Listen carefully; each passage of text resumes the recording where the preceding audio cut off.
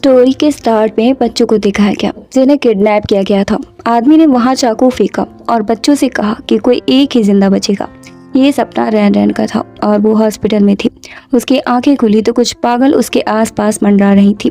3 साल बीत चुके थे और वो मेंटल हॉस्पिटल में थी और अब जाकर वो ठीक हुई थी। तभी उसकी बहन और आंटी वहां आए। उसने अभी भी पागल होने का नाटक किया और पूछा कि क्या वो उसे लेने आया है। उसे वहां पेट भर खाना भी नहीं मिलता था, लेकिन उसकी बहन ने उसे धक्का देकर गिरा दिया। उसे वो गंदी लगती थी। सो उसकी आंटी ने बताया कि उसे शिंग सुए की जगह पर डिसेबल्ड आदमी से शादी करनी है। रैन रैन मन में चाहती थी कि उसकी शादी हो जाए, लेकिन वो ऐसे नाटक कर रही थी जैसे कि वो शादी करना ही नहीं चाहती। तभी उसके डैड वहां आ गए। रैन रैन ने उनसे कहा कि वो शादी नहीं करना चाहती और उसके पापा ने उसे जोर का थप्पड़ मारा और कहा कि उसके पास कोई ऑप्शन नहीं है। जब वहां उसे लेने कार आ गई और वहां पहुंचकर उसके मन में था कि उसकी माँ का पर्पल पल उसे लेना है, वो उसे लेकर ही रहेगी। और वो पागल की तरह भागकर अंदर गई, लेकिन एक लड़के ने उसे घूसा मारने की कोशिश की और वो वहीं जमीन पर बैठ गई। उसने घूसा मारा नहीं था, फिर भी वो बैठ गई। खैर, अब जियानली को दिखाया गया जिससे उसकी शादी हुई थी। इधर रैन रैन के घर वाले दहेज देखकर बहुत खुश थे, लेकिन वहाँ एक एग्रीमेंट पेपर भी था जिस पर रैन रैन के साइन चाहिए थे। इधर जियानली ने रैन रैन को उठाया और वही सेम सीन हो टकरा गए। तभी उसकी फैमिली आ गई। चांग सुए ने अपनी मॉम से जियानली के बारे में पूछा। उनकी जानकारी के हिसाब से इस टाइम पर वो घर पर नहीं होता, वो हॉस्पिटल जाता है, तो वो उसे जबरदस्ती साइन कराने वाले थे। रैन रैन ने सुना तो वो भाग कर आई और अपनी न्यू ड्रेस दिखाने लगी, लेकिन उसके डैड ने उसे फिर से थप्पड़ मार दिया। चांग सुए ने उसके सामने पेपर्स फेंके और साइन करने को कहा। रैन रैन समझ गई थी कि वो क्यों आए हैं, लेकिन जियानली ने उसकी जैसी पागल के लिए इतना पे क्यों किया होगा। जो भी हो, वो आसानी से देने वाली तो नहीं थी। उसने पूछा कि पेपर्स में क्या लिखा है, क्योंकि वो पढ़ना नहीं जानती। सुए ने उसके मुंह पर पानी फेंका और चुपचाप साइन करने को कहा। वो चाकू लेकर उसे डराने की कोशिश करने लगी। तभी जियानली वहां आ गया। सब तुरंत नाटक करने लगे कि वो बचपन से ही पागल है, तो वो उसे समझाने आए हैं कि उसे कैसे रहना है। लेकिन रैन रैन ने वो पेपर्स उसे दिखा दिए और कहा कि वो उससे साइन कराने के लिए आए हैं और उसे बुली भी किया है। जियानली ने पेपर्स देखे। वो गिफ्ट्स रैन रैन की माँ के लिए थे जो कि मर चुकी थी, तो जो भी अब बचा था वो रैन रैन का था। उसकी फैमिली ने बताया कि वो ऐसा कुछ करना नहीं चाहते थे, तो जियानली अपने आदमी भेजकर सारे गिफ्ट वापस मंगवाने वाला था।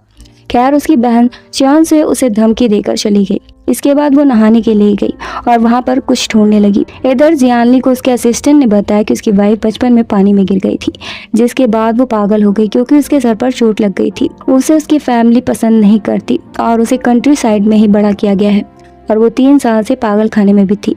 जियानली को इन बातों से तब तक फर्क नहीं पड़ता जब तक उसे अपनी वाइफ का कंसर्न मिल रहा है। इधर रैन रैन तक कुछ ढूंढ रही थी। अब जियानली बाहर दरवाजे पर था और वो 1 घंटे से नहा रही थी और अब तक नहा नहीं पाई थी, इसलिए उसने दरवाजा खोलने को कहा। रैन रैन जाकर बाथ टब में सोने का नाटक करने लगी। जियानली को हैरानी थी कि कोई बाथ टब में कैसे सो सकता है। सो अब वो उठकर खड़ा हो गया, मतलब कि वो डिसेबल्ड नहीं था। उसने रैन रैन को उठाने की कोशिश की। इससे पहले रैन रैन ने उसे पकड़ लिया। अब वो सच जान चुकी थी और उसके खिलाफ यूज करने वाली थी। जियानली ने पूछा कि उसने उससे शादी क्यों की। रैन रैन ने बताया कि वो सुंदर है। जियानली के लिए इतनी वजह काफी नहीं थी।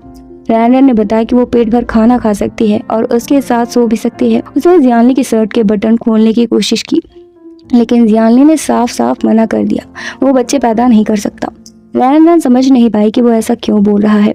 अब जब सोने की बारी आई तो रैन रैन अपनी तकिया लेकर आ गई उसके पास लेटने के लिए, लेकिन जियानली ने उसे दूर रहने को कहा और वो सोफे पर ही सोने वाली थी।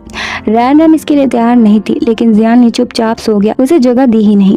जब वो सो गया तो रैन रैन ने उसकी शर्ट खोल दी और वो पर्पल पल उसने नहीं पहना था। अब उसकी नजर उसकी पैंट्स पर पड़ी और उसने उसकी पैंट्स खींच ली। उसकी येलो अंडरवियर देखकर उसे हंसी आ रही थी। तभी जियानली जाग गया और जैसे ही जागा रैन रैन ने उसे किस करने की कोशिश की। जियानली ने उसे जोर का धक्का मारा और वो दूर जा गिरी। तभी जियानली को कॉल आया। वो 2 साल पहले के एक्सीडेंट के कल्प्रिट को ढूंढ रहा था, इसलिए वो उसके पीछे चला गया। रैन रैन को उसके वर्कर का कॉल आया। उसने बताया कि कोई इसके बारे में 3 साल के रिकॉर्ड्स पता कर रहा है। इसके लिए उन्हें 30 मिलियन दिए गए हैं और वो उससे मिलना चाहता है। सो रैन रैन वहां जाने वाली थी। जियानली का 2 साल पहले एक्सीडेंट हुआ था। उसके दादाजी को लगता था कि उसका एक्सीडेंट नहीं हुआ है, बल्कि उसे मारने की कोशिश की गई है। इसलिए वो चाहते थे कि वो डिसेबल्ड बनकर उस आदमी का पता करे जिस वजह से वो अब तक डिसेबल्ड बनकर रह रहा था। ब्लडी रोज नाम की एक कंपनी थी जिससे वो इन्वेस्टिगेशन करवाना चाहता था और रैन रैन ही उसकी बॉस थी। जियानली उसे देखकर कुछ तो शक कर रहा था कि वो रैन रैन है।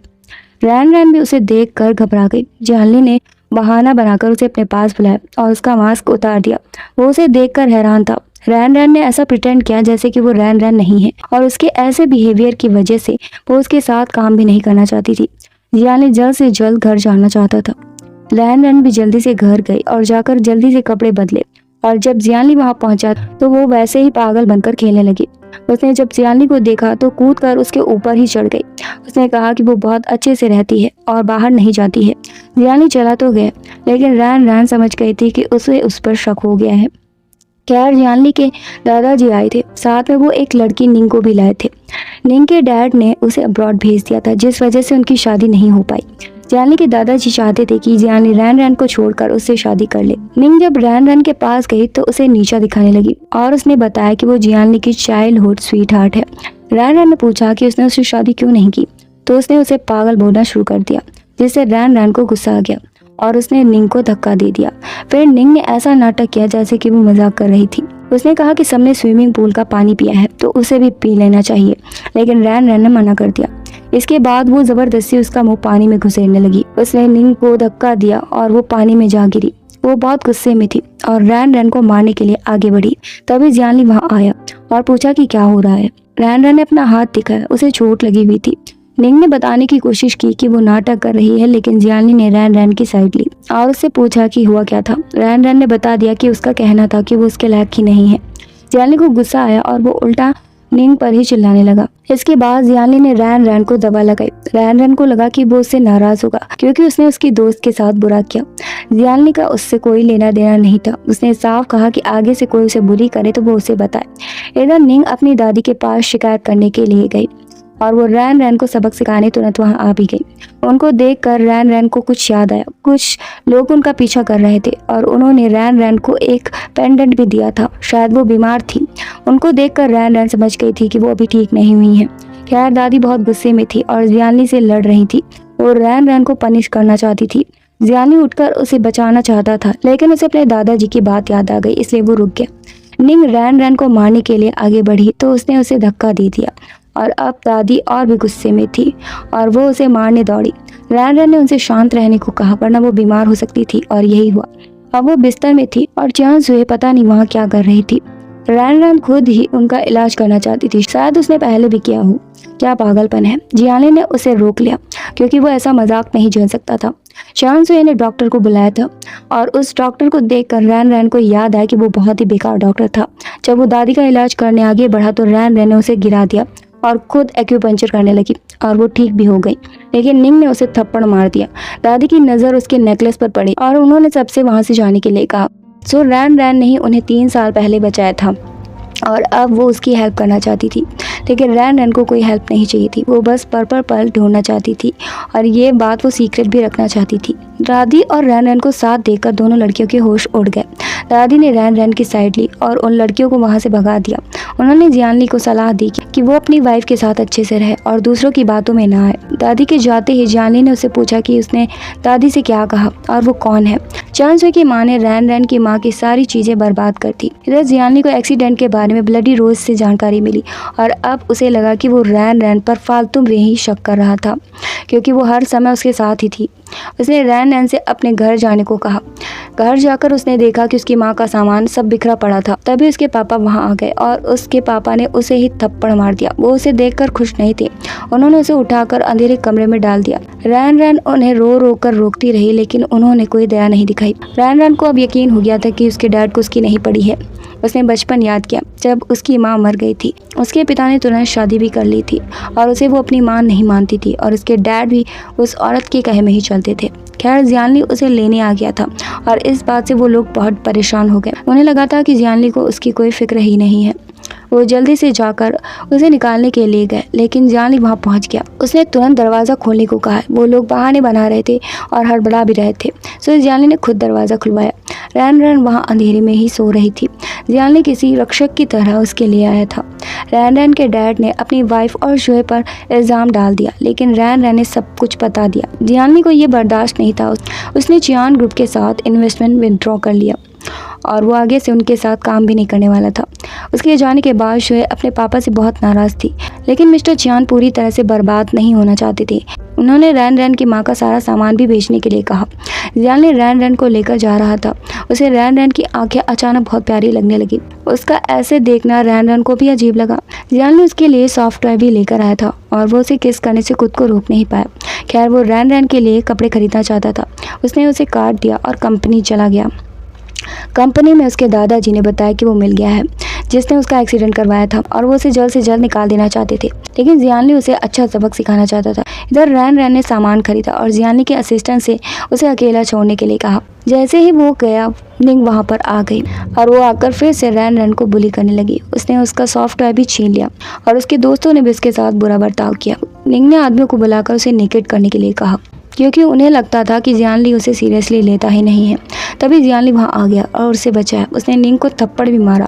वो हैरान थी कि वो उसके लिए उसे थप्पड़ क्यों मार रहा है। खैर, वो अनाउंसमेंट करने वाला था। इधर निंग किसी यीचन से मिली जो कि जियानली का भाई था। यीचन अनाउंसमेंट वाले दिन कुछ तो गड़बड़ करने वाला था, जिससे उस पर सब हंसे। शुए भी वहाँ आई थी।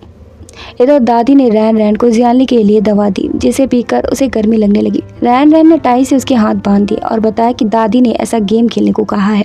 जियानली बस पानी पीना चाहता था और जैसे ही रैन रैन पानी लेने आगे बढ़ी, जियानली ने उसे पकड़ लिया। वो जानता था कि रैन रैन नाटक कर रही है। खैर, उसने रैन रैन को किस कर लिया और दादी कान लगाकर उनकी बातें सुन रही थी। इधर पता चला कि शुए यीचन को डेट कर रही है। यीचन ने उससे कहा कि अगर उनका प्लान सक्सेसफुल होता है तो वो उससे शादी करेगा। तो जल्द ही बैंक्वेट हुआ। शुए को लेकर वहाँ पहुँच गया। यीचन ने आते ही अपने भाई को नीचा दिखाना शुरू कर दिया। रैन रैन उसके लिए आगे आई। यीचन ने उससे भी बदतमीजी की, ये बोल कर कि वो बेवकूफ़ है लेकिन सुंदर है, तो वो उसे सेटिस्फाई करेगा क्योंकि जियानली नहीं कर सकता। वो अपाहिज था, तो यीचन चाहता था कि वो कंपनी हैंड ओवर कर दे, लेकिन जियानली उठकर खड़ा हो गया और उसने अनाउंस किया कि उसके पैर ठीक हो चुके हैं। कंपनी के 30% शेयर्स अब से रैन रैन के नाम होंगे। खैर, शुए बहुत ही चिड़ी हुई थी। यीचन ने उसे कुछ नशे की दवा दी जो उसने जाकर रैन रैन के ग्लास में डाल दी और उसे बहाने से रूम तक लेकर गई। वो बेहोश हो चुकी थी। तभी यीचन वहाँ पहुँच गया। वो उसके साथ मिसबिहेव करने वाला था, लेकिन ये सब बाहर पार्टी में लाइव चल रहा था। कैसे यीचन ने रैन रैन के साथ ज़बरदस्ती करने की कोशिश की। खैर, वो कुछ कर पाता इससे पहले रैन रैन ने उसे जोर का मारा। शुए जब उन्हें देखने पहुंची तो रैन रैन ने उसके ही मुंह में वो गोली डाल दी। यीचन तो उसकी मार से बेहोश ही हो गया था। गोली खाते ही शुए ने अपना होश खो दिया। रैन रैन बाहर निकली तो वो बेहोश हो गई। इधर शुए और यीचन बेड में थे। दादा और दादी दोनों उन्हें देखकर चिल्ला रहे थे और फोटोग्राफर्स उनकी फ़ोटो खींच रहे थे। दादाजी को सदमा लग गया और उन्हें हार्ट अटैक आ गया। यीचन बहुत पागल हो गया था। वो मेंटली सिक था और वो पागलों की तरह बिहेव कर रहा था। इधर रैन रैन ने जियानली को बताया कि दादाजी को स्लो पॉइजन दिया गया है, जो कि धीरे धीरे ही ठीक होगा।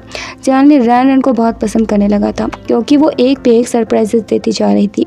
उन्हें साथ में खुश देखकर यीचन को बहुत दिक्कत हो रही थी। उसे शुए को एक और चांस इस बात पर देने के लिए कहा कि वो जियानली और रैन रैन को अलग कर दे। सो उसने निंग से डील की और उसे कोई दवा दी, शायद बेहोशी की दवा थी। इसके बाद निंग जियानली के पास गई और उसके बिस्तर में घुस गई। अगली सुबह दोनों को बिस्तर में देखकर रैन रैन का दिल टूट गया। जब दादी ने पूछा हुआ क्या है, तो निंग ने बताया कि वो बहुत ड्रंक था और उसने ही उसे रोका था। रैन रैन बहुत निराश हो गई और वहाँ से भाग गई। इस दौरान कोई उसे मारना चाहता था और जियानली बीच में आ गया और उसे ही चाकू लग गया। इधर निंग नाटक कर रही थी। वो जियानली से शादी करना चाहती थी। तभी यीचन वहाँ आया और दादाजी ने फिलहाल के लिए कंपनी का काम उसे सौंप दिया। सो यीचन ही अपने दादाजी को वो स्लो पॉइजन देता था, क्योंकि उसने इस बार भी उनकी दवा में कुछ मिलाया था। जल्द ही वो ऑफिस पहुंचा और अनाउंस किया कि अब से वही कंपनी संभालेगा, क्योंकि दादाजी मरने वाले हैं और जियानली का कोई अता पता नहीं है।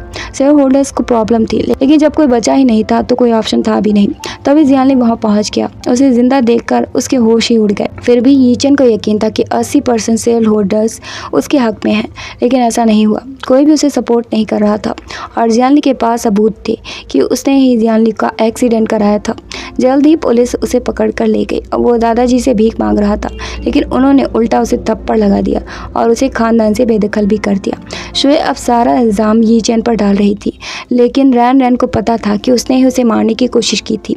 अब जियानली ने रैन रैन की सच्चाई पूछी। उसने बताया कि वो पर्पल लेने के लिए आई थी। जियानली उसे वो देने के लिए तैयार था, बस वो उसे छोड़कर ना जाए।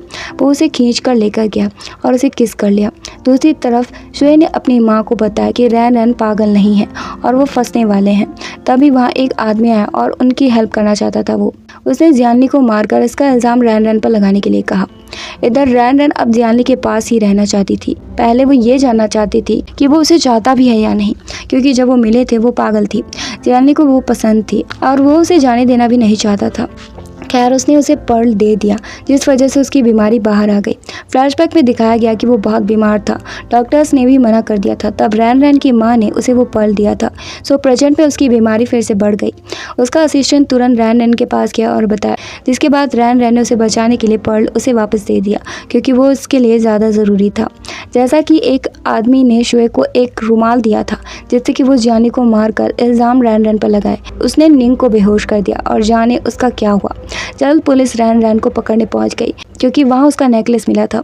रैन रैन को पकड़ कर ले गए और पूछताछ की गई। उसने कुछ किया ही नहीं था, तो वो मानने को तैयार भी नहीं हुई। उसे रात भर लॉकअप में ही रखा गया। एक्चुअली निंग मर चुकी थी। जियानली को शक हुआ कि शुए वहाँ क्यों थी और वो उसके घर पहुंच गया। उसने बताया कि निंग ने उसे ईमेल भेजा था। अगर वो सच नहीं बताते तो उसके पास सबूत था, जिसमें निंग को बेहोश किया गया था। उसकी मॉम बहुत डर गई और शुए को बताने जा पहुंची और वो जाल में फंस गई।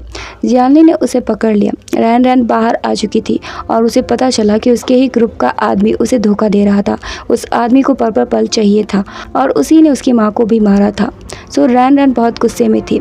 उसने उस आदमी को मार दिया। आखिर में उसकी माँ का बदला पूरा हुआ और वो चाहती थी कि वहाँ उसकी माँ स्वर्ग में शांति से रहे। जियानली ने भी वादा किया कि वो उनकी बेटी को हमेशा खुश रखेगा और कभी भी संघर्ष नहीं करने देगा। और यहीं पर इस स्टोरी का एंड हो गया।